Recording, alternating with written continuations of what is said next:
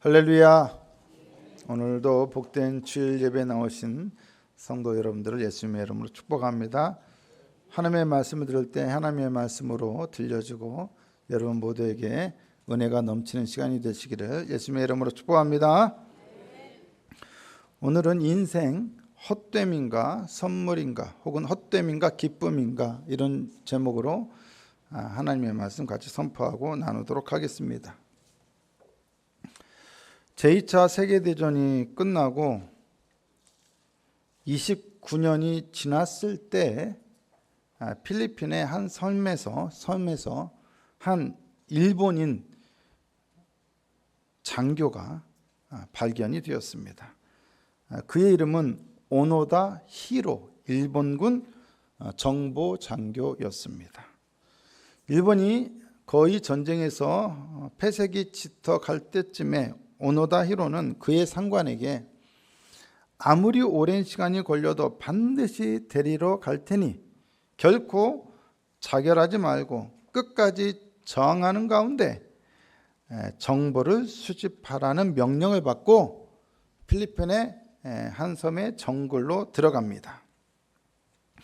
그렇게 정글에서 그가 숨어서 지내는 동안 시간이 흘러 일본은 1945년도 결국 전쟁에서 패배하고 망했습니다. 그런데 그는 그것을 알지 못한 채 계속 정글에 있었습니다. 하지만 시간이 흘러서는 그도 그것을 알 수가 있었습니다. 왜 그런가 하면 정글에 많은 일본 병사들이 숨어 있는 걸 알고 미군에서 그 정글에다가 투항을 권고하는 전단지들을 뿌렸습니다. 당연히 그거를 오노다 히로도 받아봤습니다. 일본이 망했다는 겁니다. 전쟁은 끝났고 일본은 패배했다는 것입니다. 그 전단지를 보고도 오노다 히로는 이거는 미군의 기만술이다, 심리전이라고 생각하고 믿지를 않았습니다. 그냥 끝까지 버팁니다. 정글에서 뭐 먹을 게 있습니까?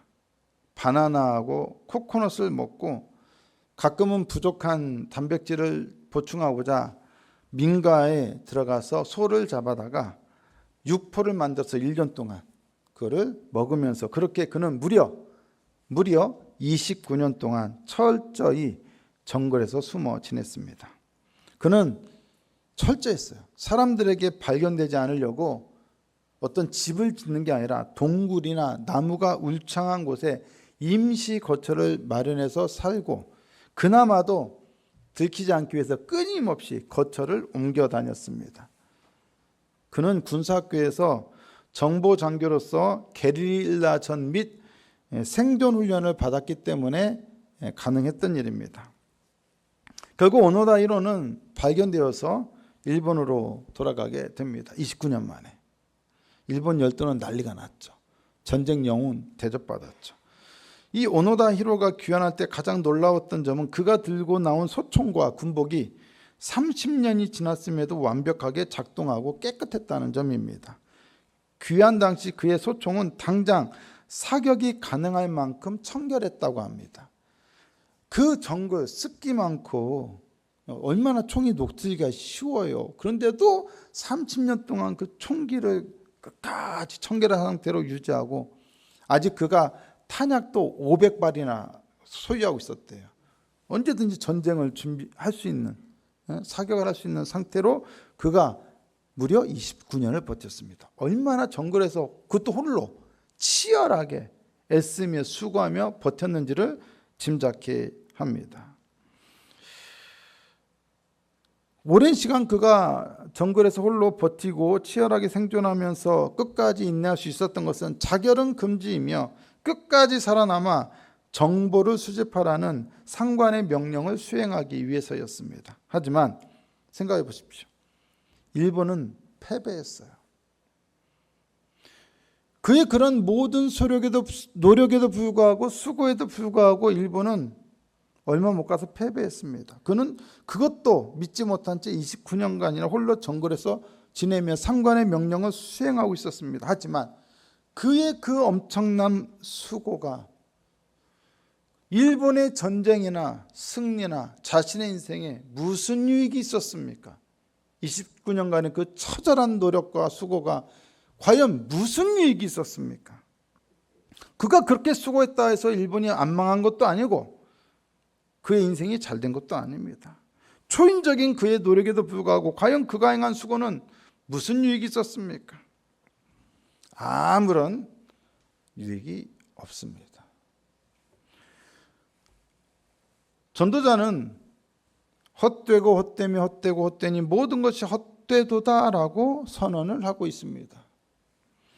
온갖 수고로 점철된 인간의 삶과 유사한 오노다 히로의 29년간의 정글에서의 생존기를 같이 비교해 본다면 우리는 전도자가 왜 모든 것이 헛되고 헛되도다라고 말하는지를 그 이유를 충분히 이해할 수 있습니다. 남는 게 뭐예요? 29년 동안에 그 모든 수고에도 불구하고. 전도자는 묻습니다. 전도서 1장 3절에서 이렇게 묻습니다. 해 아래에서 수고하는 모든 수고가 사람에게 무엇이 유익한가? 마치 오노다 히로가 29년 동안 정글에서 무의미하고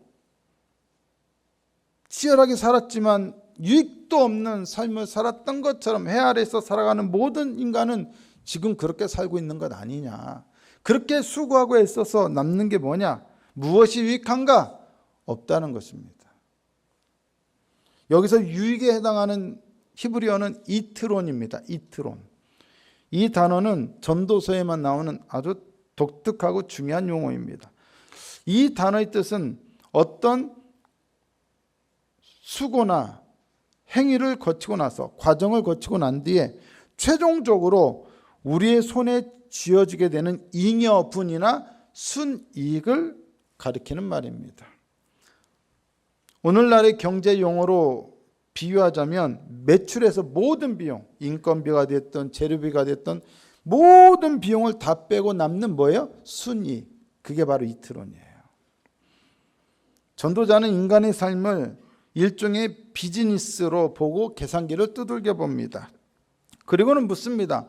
인간이 평생 땀 흘리는 대가, 수고의 대가를 지불하는 것에 비해 죽음이라는 결산의 시점에서 우리의 손에 남는 유익은, 즉 이트론, 순이익은 과연 얼마나 되느냐?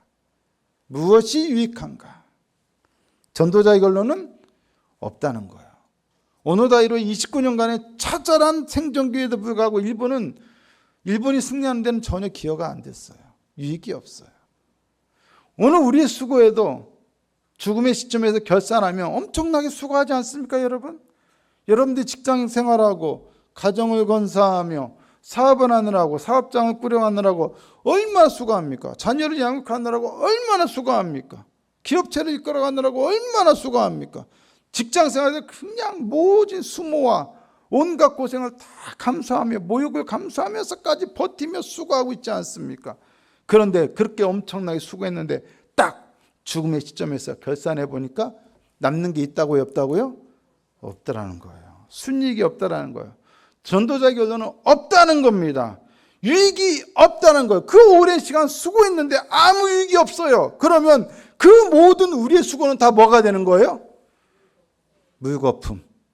전도서의 용어로 하자면 헛되고 헛되고 헛되니 모든 것이 헛되도다. 헛됨이라는 거예요. 아무 유익을 남기지 못했으니 우리의 수익은 뭐다? 우리의 수고는 헛되다. 결국 해 아래에서의 인간의 모든 수고는 투입 대비 혹은 투자 대비 산출이 제로인 허무한 투자에 불과하다라는 것입니다. 우리의 모든 수고에도 불구하고 아무런 유익도 남지 않는 이유는 무엇 때문입니까?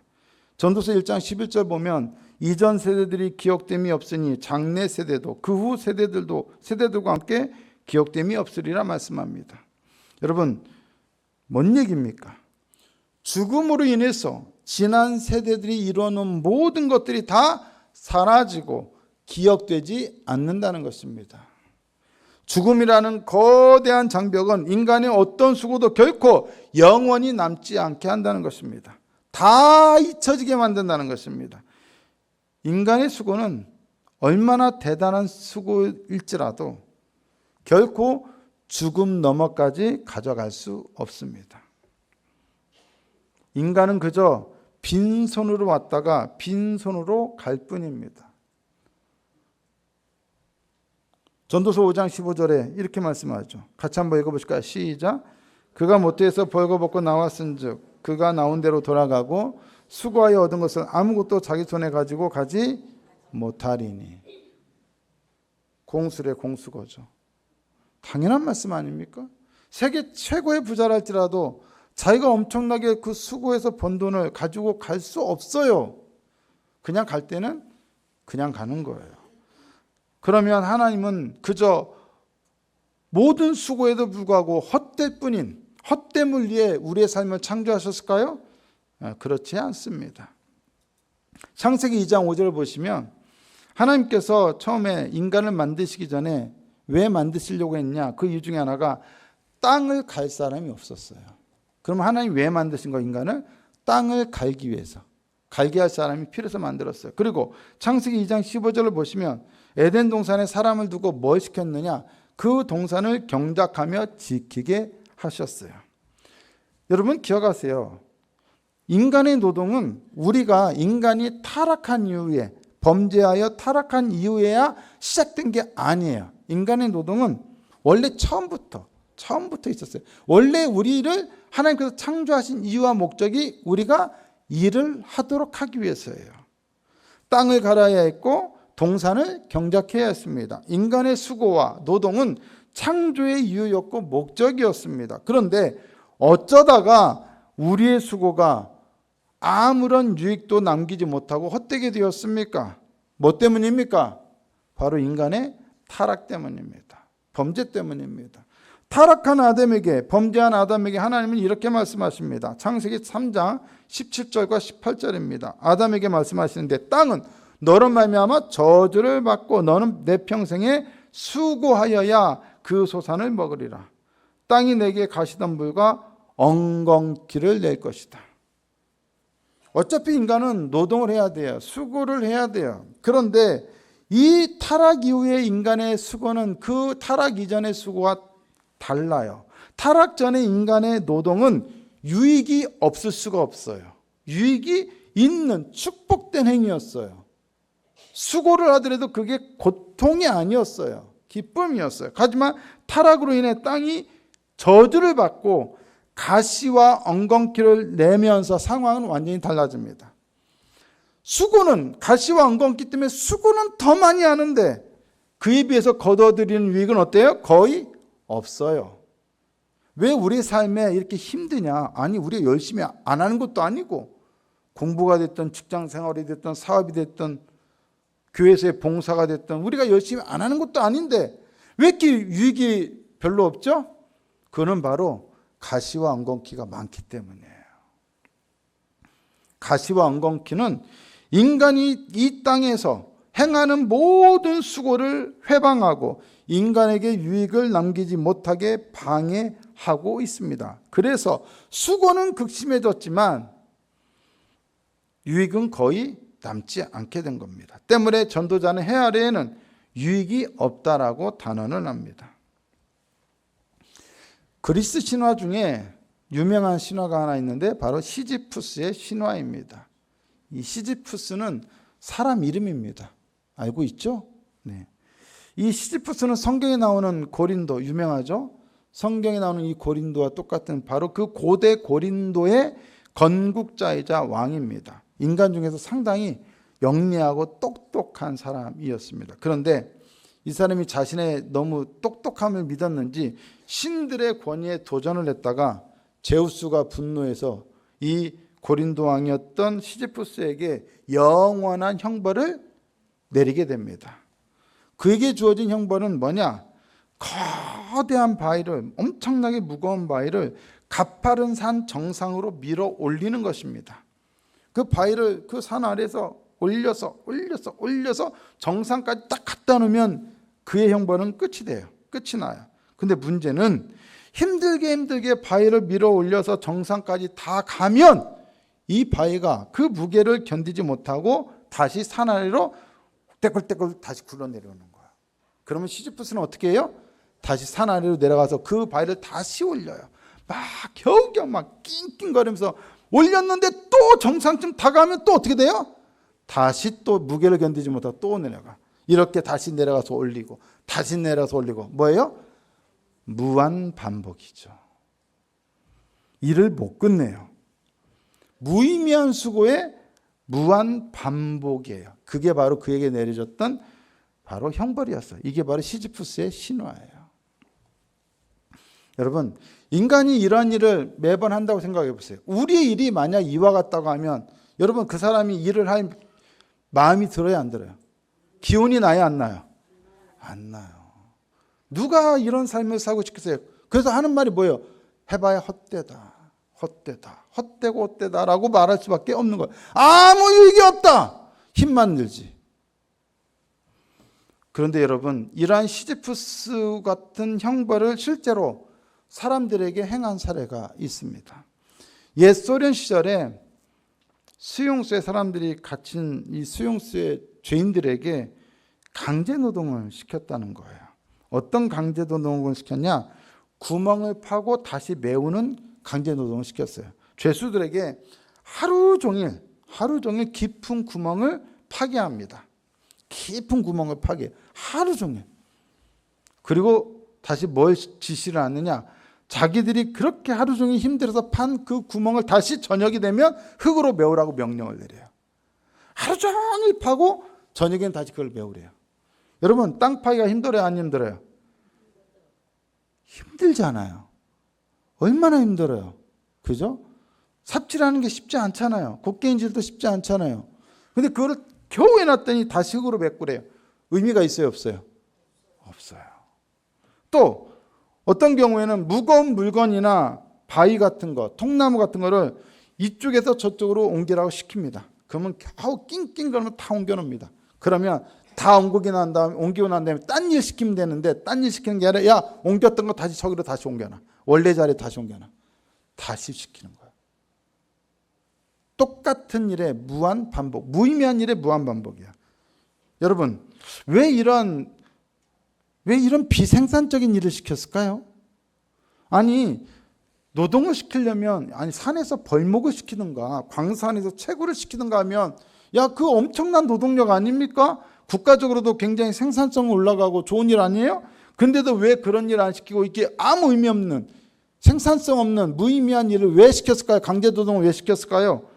이 강제 노동의 목적은 단지 그들에게 몸을 힘들게 하거나 그들을 통해서 뭔가 유익을 얻으려는 데 있는 게 아니에요. 이 강제 노동의 목적은 바로 수용자들, 이 죄수들의 정신을 파괴하려는 데 있어요. 정신적인 고문인 거예요. 인간은 자신이 무언가 가치 있는 일을 할 때는 기분이 좋아요. 아무리 힘들어도 자존감이 있고 존재감을 느껴요. 내가 이거 해냈어. 진짜 할 때는 힘든데 해내고 나면 아무리 힘들어도 그걸 해놨다는 것 때문에 그래도 보람이 있어요. 정신적인 만족이 있어요. 그런데 자신의 노동과 수고가 철저히 아무리 힘들어서 했는데도 불구하고 그것이 헛수고라는 것을 인지하는 순간 사람은 극심한 허무함과 무력감에 빠지게 된다는 거예요. 내가 왜 이런 미친 짓을 하고 있지? 하면서 정신적으로 엄청나게 고통을 느낀대요. 육신의 고통은 말도 안 되는 고통을 느낀대요.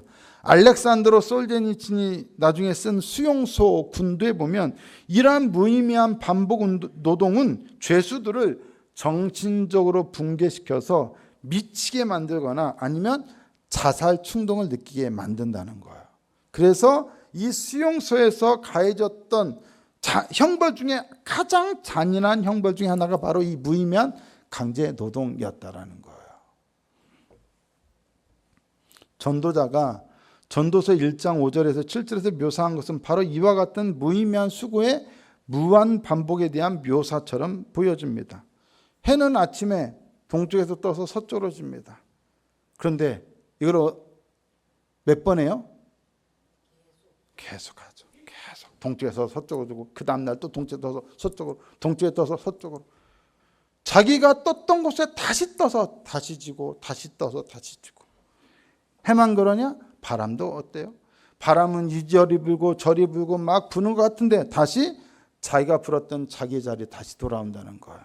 강물은 어때요? 강물은 바다를 향해서 늘 흘러갑니다. 바다를 목적하지만 그 바다를 다 채우지 못하고 다시 흐르던 곳으로 다시 돌아가서 다시 바다를 향해 흘러갑니다. 이것도 무한 반복입니다. 이러한 만물의 모습을 가리켜서 전도서 1장 8절은 뭐라고 표현하느냐? 모든 만물이 피곤하다 이렇게 표현합니다. 피곤하다.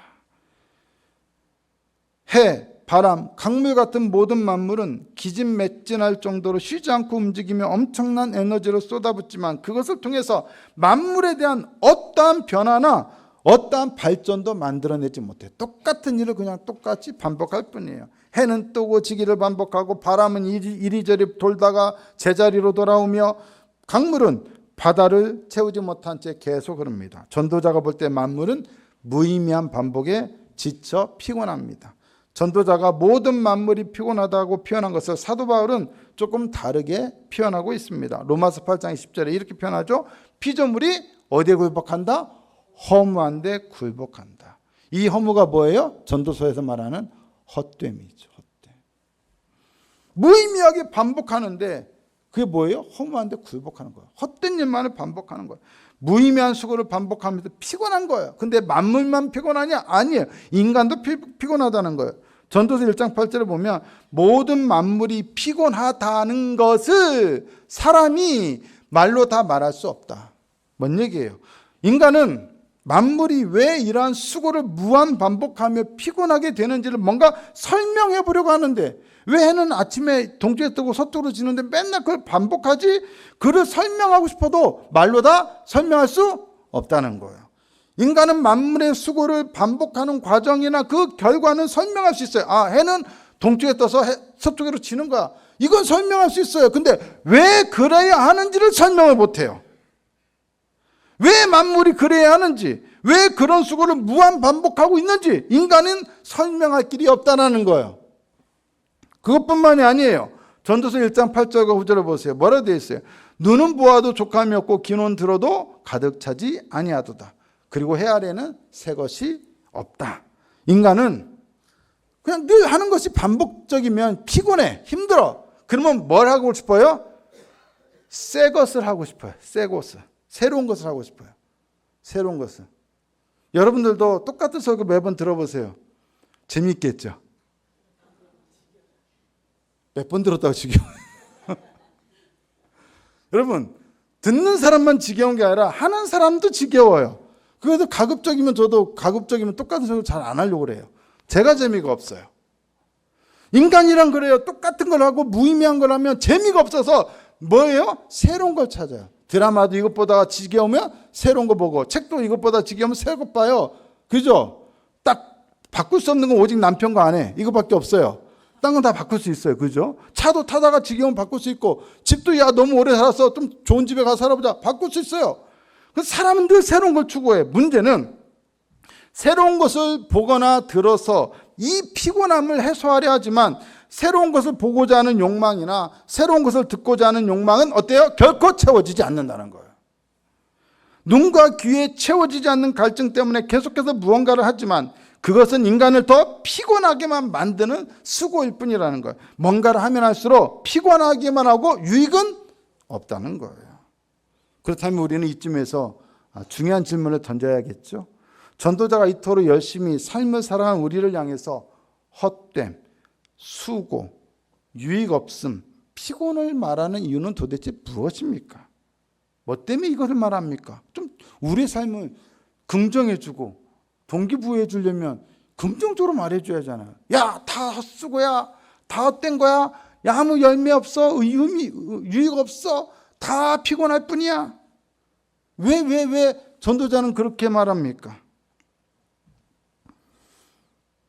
해 아래에서 우리들은 살기 위해서 수고를 피할 수 없어요.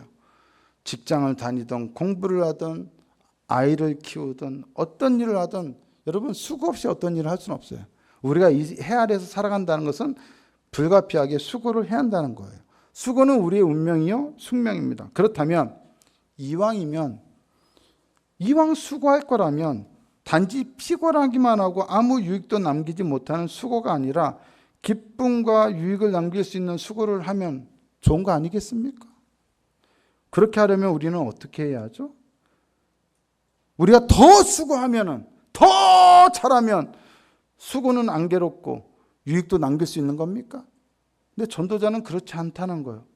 어떤 수고를 하고 더 열심히 자기를 깎아서 영혼을 긁어 모아서 한다 해도 다 헛수고고 헛됨이고 유익이 없다는 거예요. 그렇다면 수고의 양을 더 늘릴 게 아니라 무엇을 해야 합니까? 수고의 방향을 바꿔야 한다는 거예요. 삶의 목적을 해 아래가 아니라 해 위를 향해야 한다는 것입니다. 전도 3장 13절을 보십시오. 한번 읽어보실까요? 시작. 사람마다 먹고 마시는 것과 수고함으로 낙을 누리는 그것이 하나님의 선물인 줄도 또한 알았도다. 여러분 여기 똑같이 뭐가 나와요? 수고가 나와요. 근데 앞에서 수고는 다 뭐라고 했어요? 헛됨이라고 했어요? 피곤이라고 했어요? 유익 없음이라고 했어요. 근데 여기서는 수고가 뭐예요? 수고하면 낙을 누린대요. 즐거움이 있대요. 기쁨이 있대요. 그리고 또 뭐래요? 그게 하나님의 선물이래요. 여러분 똑같은 수고예요. 근데 전도서 1장에서는 부정적이고 전도서 3장에서는 너무 좋은 거예요. 왜 그래요? 뭐 때문에 그래요? 무엇이 이렇게 바꾼 거예요? 그렇죠. 수고의 방향이 해 아래에서 누구를 향했어요? 하나님을 향한 거예요. 거의 저주에 가깝던 우리의 수고는 얼마든지 무엇으로 바뀔 수 있어요? 하나님의 선물로 바뀔 수 있어요. 해 아래에서의 삶일 뿐인 인간의 모든 수고는 헛됨에 불과하고 아무런 유익도 남기지 못하지만 해 위, 즉 하나님 안에서는 인간의 모든 수고는 뭐가 된다? 선물이 된다. 그리고 기쁨이 된다는 거예요. 아멘. 해 아래란 뭐예요? 하나님 없이 살아가는 인간의 삶이에요. 하지만 이러한 노력과 수고는 끝없는 다람쥐 쳇바퀴와 같고 결국 죽음과 망각이라는 끝나지 않는 허무한 노동일 뿐입니다. 이에 반해 우리의 영혼과 삶을 하나님께서 주시는 선물로 받아들이는 사람들은 똑같이 먹고 마시며 수고하지만 그것을 낙, 즉 기쁨으로 즐기게 됩니다. 이때 수고는 헛됨이나 고통이 아니라 선물이자 축복이요 기쁨이 되는 것입니다. 해 아래에서의 수고는 헛된 피곤, 고통으로 이어지지만 하나님의 선물로서의 수고는 만족, 즐거움, 보람으로 이어집니다. 해 아래에서의 수고는 죽음 앞에서 영원한 유익을 남기지 못하지만 하나님의 선물로서의 수고는 일상 속에서 기쁨을 누리며 살게 해줄 뿐만 아니라 죽음을 넘어서는 영원한 유익도 남기게 해줍니다. 전도사가 우리의 삶을 해 아래에서의 삶을 헛됨, 수고, 유익 없음, 피곤으로 규정하는 이유는 절망이나 허무주의를 조장하기 위해서가 아니라 궁극적으로 해 아래만 향하던 우리 인간들의 시선을 바로 하나님께로 돌리기 위해서인 것입니다. 우리의 수고가 헛되지 않을 수 있는 길이 있다는 것을 우리에게 알려주기 위해서입니다. 우리의 수고가 피곤한 고통만 안겨주는 것이 아니라 얼마든지 기쁨과 즐거움을 줄 수 있는 다른 길이 있다는 것을 알리기 위해서입니다. 우리의 수고가 아무 유익이 없는 것으로 끝나는 것이 아니라 죽음을 넘어서는 영원한 유익이 되는 길이 있다는 것을 알리기 위해서입니다. 그것은 무엇입니까? 더 이상 해 아래만 보지 말고 어디를 보라? 해 위에 누구를 보라? 하나님을 보라는 겁니다. 전도사는 그 하나님을 가리키는 손가락입니다. 손가락. 자기 힘으로 자기 노력으로 가진 노력을 다해도 얻을 수 없는 것을 인간은 바로 하나님께서 주시는 선물로 받아들일 수 있습니다. 그러므로 인간은 스스로 노력하고 투쟁해서 얻으려 하지 말고 더 열심히 하면 되겠지 착각하지 말고 하나님이 선물로 주시는 것들을 그저 무엇으로? 믿음으로, 그저 또한 무엇으로? 감사로 받아들이면 되는 것입니다. 아멘. 아까 말씀드렸던 오노다 히로가 일본이 망했다는 것을 받아들이기만 했어도, 그래서 전쟁이 끝났다는 소식을 믿기만 했어도 그는 29년 동안 무의미한 수고에 자신의 소중한 삶과 시간을 빼앗기지 않았을 것입니다. 마찬가지로 오늘 우리가 우리를 부르시는 예수님의 초청을 받아들이고 믿기만 한다면 우리의 삶은 똑같은 수고지만 달라질 것입니다. 마태복음 11장 28절에서 주님은 우리에게 유명한 이 말씀 하시죠. 같이 한번 읽어보실까요? 시작. 수고하고 무거운 짐진 자들아 다 내게로 오라. 내가 너희를 쉬게 하리라. 아멘. 결국 전도자는 창세기 3장의 저주 아래 있는 고통스러운 수고를 하나님 안에서 즐거운 선물로 바꾸어 살라고 우리에게 강력하고 요청하고 있는 것입니다. 내 힘으로 영원한 것을 이루려 하면 모든 수고는 헛되다. 이것이 바로 전도서 1장 3절 말씀의 의미입니다. 하지만 하나님이 주신 하루하루를 선물로 받아들이고 성실히 감당하며 수고하면 그것은 삶의 즐거움과 기쁨을 줄 것이다. 이것이 전도서 3장 13절 말씀의 의미입니다. 우리의 삶을 수고의 고통이 아니라 기쁨의 선물이 되게 하시는 분은 바로 하나님이십니다. 그러므로 우리는 우리에게 선물을 주신 하나님을 어떻게 해야 합니까? 경외해야 합니다. 전도서 3장 14절에 뭐라고 되어 있습니까? 그의 앞에서 경외하게 하려 하심인 줄을 내가 알았노라. 우리는 그분을 경외해야 합니다. 또한 우리는 어떻게 합니까? 우리에게 선물을 주시는 그 하나님을 늘 기억해야 합니다. 전도서 12장 1절에 뭐라고 되어 있습니까? 너는 청년의 때 너의 창조주를 기억하라. 누구에게나 인생은 수고로운 삶입니다. 수고하지 않는 인생은 한 명도 없습니다. 하지만 그 수고가 누군가에게는 헛됨과 고통으로 끝날 수 있고 누군가에게는 선물과 기쁨으로 끝날 수 있습니다. 그리고 그것은 이 생에서의 삶에서 끝나지 않고 다음의 생, 즉 영원한 삶에도 그대로 이어집니다. 그리고 그것을 나누는 분기점은 바로 하나님이시며 그분에 대한 우리의 믿음입니다. 우리 모두는 그래서 하나님을 진심으로 경외하고 그분을 창조주로 기억해야 합니다. 그렇다면 정말로 우리에게 중요한 질문은 이것입니다. 우리 하나님 믿죠? 다 믿죠, 물론. 하나님 고백하죠? 고백하죠. 하나님 예배도 하죠? 예배합니다. 그러나 여러분, 정말로 중요한 질문은 이겁니다. 정말로 하나님을 믿는다면 지금 여러분은 여러분의 삶을 고통과 헛됨으로 느끼고 있습니까? 아니면 선물과 기쁨으로 느끼고 있습니까? 여러분의 삶을 고통과 헛됨으로 여기고 있습니까? 선물과 기쁨으로 여기고 있습니까? 정말 중요한 질문은 이겁니다. 우리가 입으로 하나님을 고백했느냐 안 했느냐, 머리로 하나님을 믿느냐 안 믿느냐가 아니라 정말로 하나님을 경외하고 있고 하나님을 기억하고 있다면 그로 인한 결과는 우리의 삶의 모든 수고가 고통과 헛됨이 아니라 기쁨과 선물로 느껴지고 여겨져야 한다는 것입니다. 지난 화요일 저녁에 목사님들과 설교 연구 모임을 온라인으로 가졌습니다. 원래 월요일 아침에 하던 것을 화요일 저녁에 모여서 하게 되었습니다. 한 목사님이 이런저런 말씀을 나누는데 그날이 화요일이었는데 주일 예배드린 지 얼마 안 되지 않았습니까? 근데 주일에 한 성도 때문에, 교회 성도 때문에 무척 마음이 상했나 봐요. 그래서 주일 예배 마치고 집으로 왔는데 너무 마음이 답답하고 진정이 되지 않아서 집 밖에 나가서, 추운 날씨인데 나가서 그냥 무작정 걸었답니다. 걸으면서 하나님께 계속 기도하고 대화를 했다는 거예요. 얼마나 속이 상했으면 그랬겠어요. 분명히 무슨 일인지는 정확하게 몰라요. 듣지를 못해서. 근데 안 봐도 비디오죠. 안 봐도 비디오죠. 그렇게 속상한 마음을 갖고 어쨌든 그래도 주일 설교를 준비해서 같이 연구하고 모임을 하고 있는데 전도서 말씀을 오늘 본문을 가지고 쭉 나눴어요. 그러면서 우리가 결국 이러한 이야기로 결론을 내렸습니다. 어떻게 보면 목회는 참 무의미한 수고와 같은 것 같습니다. 열심히 한다고 하지만 모든 성도를 다 만족시킬 수 없어요. 어떤 것 때문에 어떤 성도가 갑자기 마음을 상하게 하고 다른 것 때문에 어떤 성도가 또 마음을 상하게 해요. 아무리 설교를 준비하고 설교하고 아무리 기도해도 사람들의 마음은 쉽게 안 바뀌어요. 마치 시지프스의 신화에 나오는 것처럼 끝없는 무의미한 어떤 일을 반복하는 것 같아요. 물론 그 가운데 기쁨도 있을 수 있으나 상처를 받는 일은, 목회를 위해서 수고하는 일은, 그로 인해서 당하는 고통은 피할 수 없는 숙명이에요.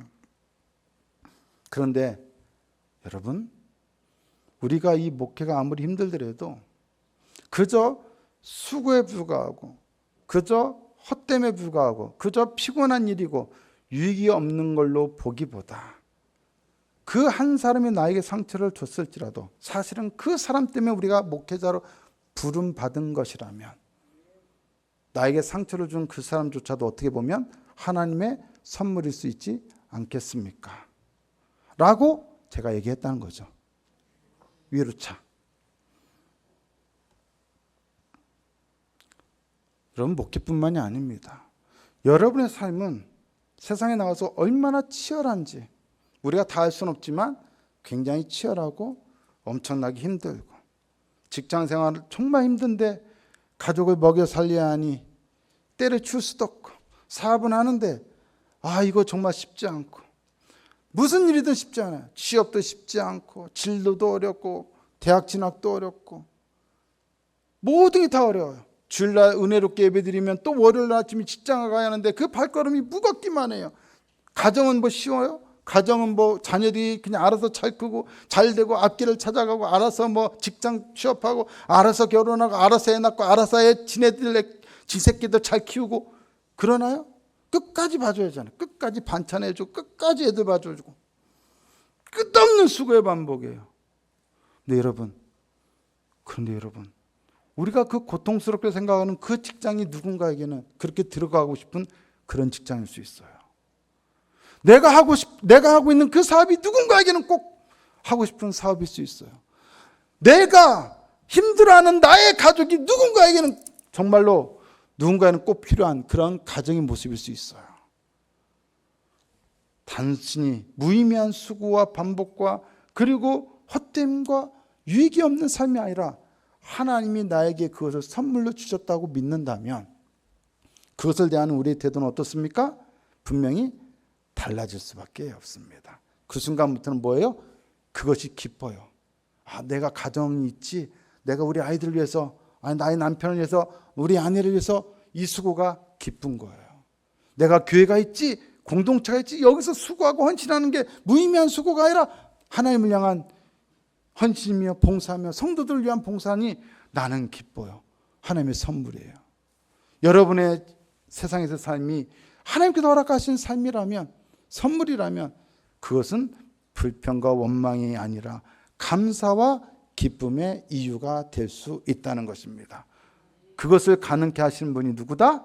하나님이시다. 그것을 가능케 하는 것이 뭐다? 우리의 믿음이다. 사랑하는 성도 여러분, 선물입니다. 인생은 선물입니다. 인생은 하나님의 기쁨입니다. 우리에게 주신 기쁨이 이 안에 충만합니다. 해 아래에서만 살고 해 아래만 바라보면 우리는 늘 고통이고 아무 유익이 없지만 해 위를 보고 하나님을 보고 그분이 주신 선물을 보면 우리에게는 진정한 기쁨이 넘치게 됩니다. 그분과 함께 동행하십시오. 그분과 함께 걸어가십시오. 반드시 여러분의 삶에 놀라운 일들이, 놀라운 변화가, 놀라운 축복이 임하게 될 줄 믿습니다.